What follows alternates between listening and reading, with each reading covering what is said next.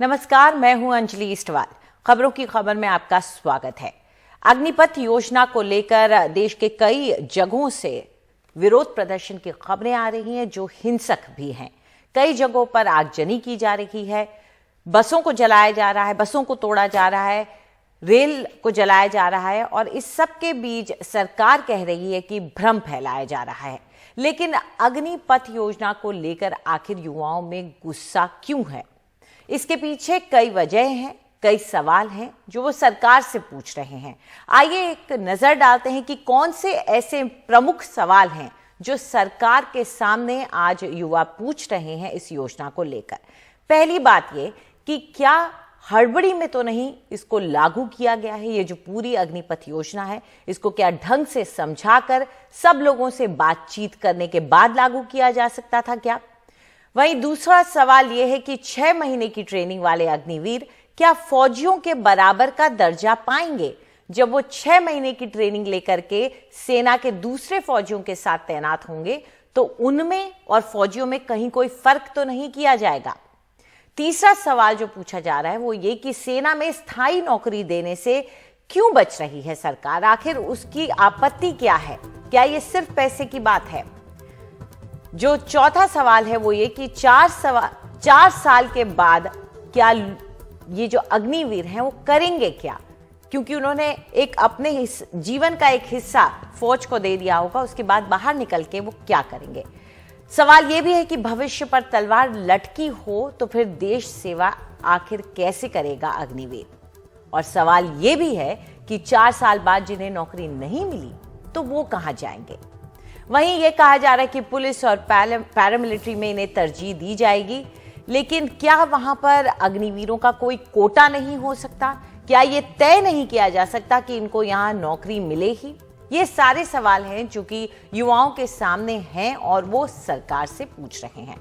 वहीं प्रदर्शनकारियों से भी सवाल बनता है, उनसे भी सवाल बनता है कि लोकतांत्रिक तरीके से आखिर वो क्यों नहीं अपना विरोध जता रहे हैं? क्यों आगजनी और हिंसा और विरोध प्रदर्शन के दौरान इसका सहारा लिया जा रहा है? साथ ही में ट्रेन जलाने से आखिर इस मसले का हल कैसे निकलेगा? किसका नुकसान ट्रेन जलाने से होगा? सिर्फ देश का? वहीं सिकंदराबाद में जो हिंसा हुई उसमें एक शख्स की मौत हुई है, आखिर उसका जिम्मेदार कौन होगा? 19 साल का ये शख्स था जिसकी मौत हुई है फायरिंग में, पुलिस की फायरिंग में। प्रदर्शनों में शामिल ज्यादा उम्र वाले युवा आखिर कौन है? क्योंकि लगातार यह आरोप भी लग रहा है कि प्रदर्शन में कुछ ऐसे युवा हैं जो जाहिर तौर पर देखने से ही पता चलता है कि उनकी उम्र ज्यादा है।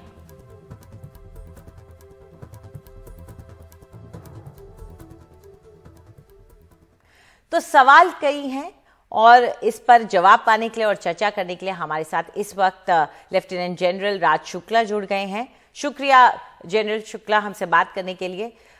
जो सवाल हमने गिनाए हैं वो दोनों से ही पूछ रहे हैं, चाहे वो सरकार हो या ये युवा जो आज सड़कों पर नजर आ रहे हैं।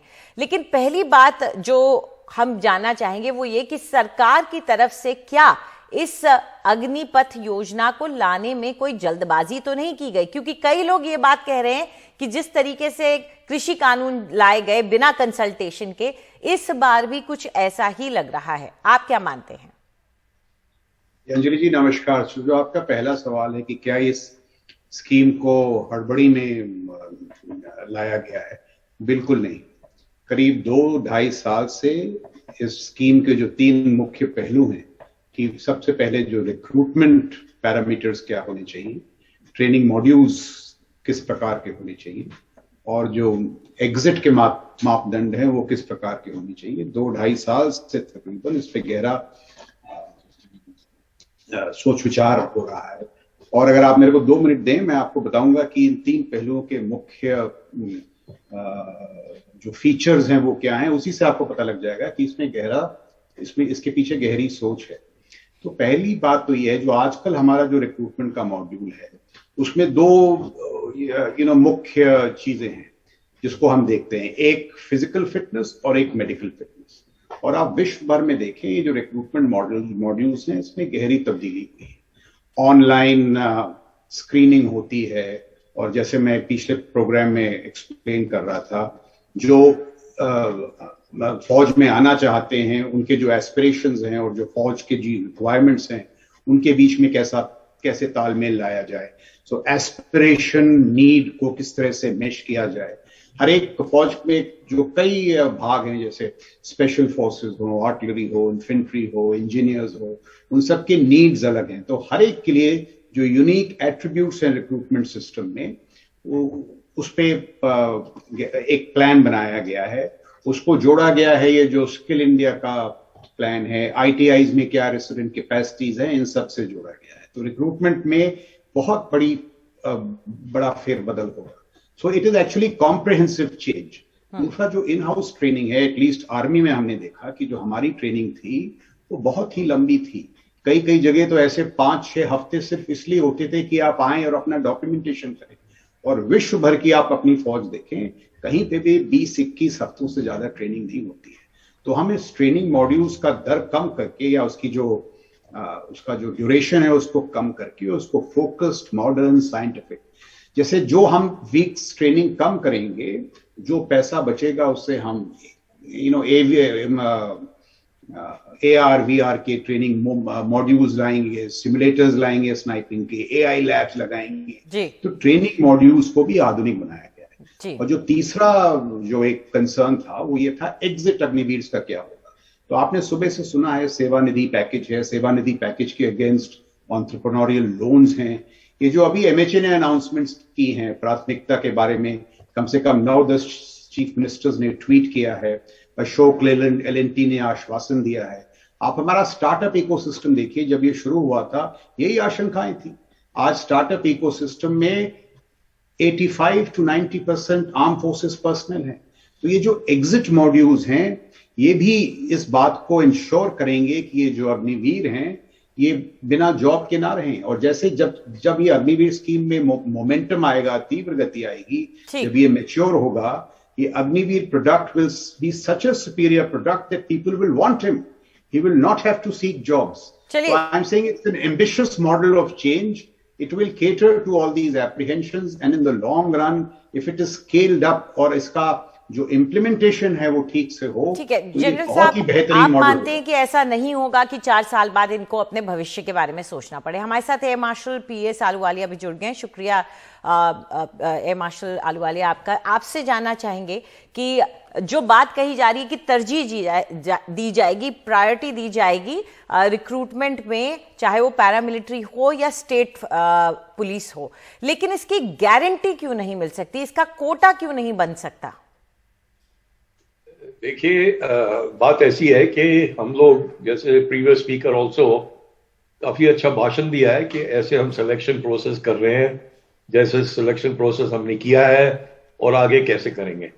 पर मेन चीज ये है कि हाँ, ये बिल्कुल नॉबल आइडिया है, नॉबल कॉन्सेप्ट है और बहुत अच्छा कॉन्सेप्ट है, because it will meet the requirements of the military as well as the government in terms of कि हम पैसे बचाएं, ताकि जो पैसा बचेगा वो किसी और चीज के लिए कैपिटल इन्वेस्टमेंट में चला जाएगा।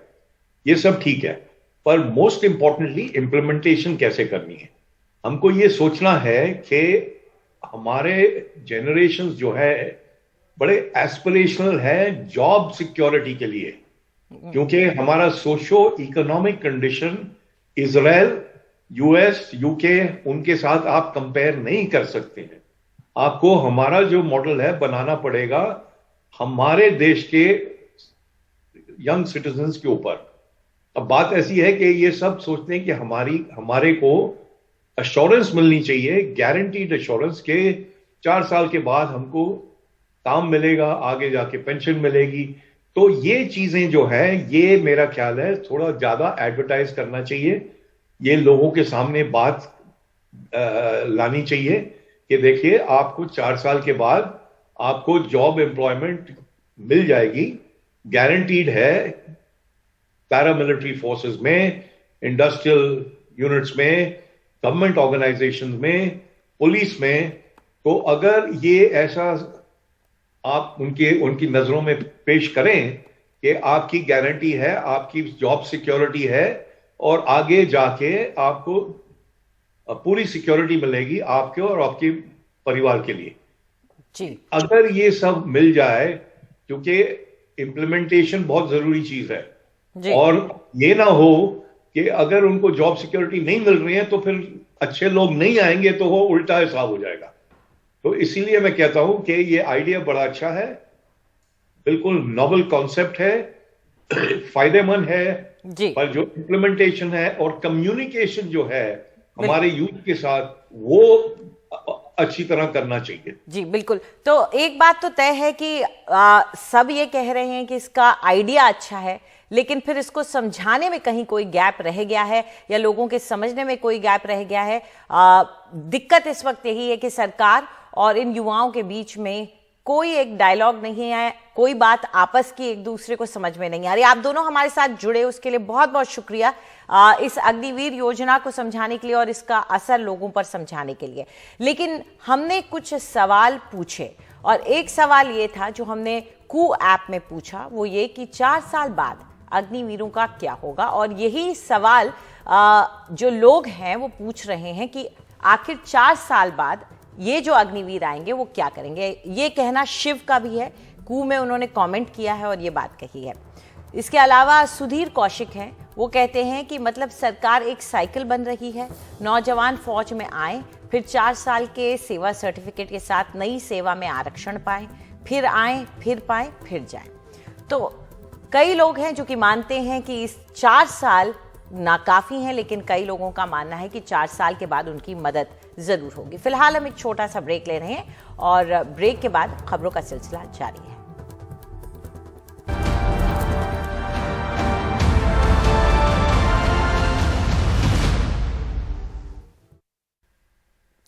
रक्षा मंत्री राजनाथ सिंह ने अग्निपथ योजना पर युवाओं को एक संदेश दिया है, सुनिए।